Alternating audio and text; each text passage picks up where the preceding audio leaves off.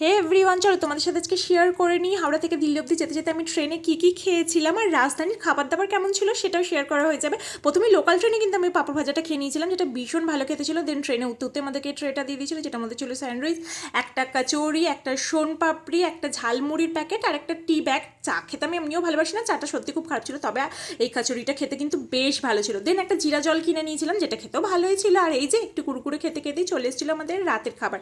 রাতে আমি ভেজ থালি নিয়েছিলাম, আর তার মধ্যে ছিল ভাত, পটল আলুর সবজি, ডাল, আর ছিল হচ্ছে পনির, আর রুটি দিয়েছিল, আর একটা আচারের প্যাকেট, তার সাথে মিষ্টি টক দই। আমি একেবারেই ট্রেনের মধ্যে চিকেন খেতে পছন্দ করি না, তাই নিইনি, তবে দিদিটা নিয়েছিল। চিকেনটাও কিন্তু বেশ ভালো হয়েছিল জানো।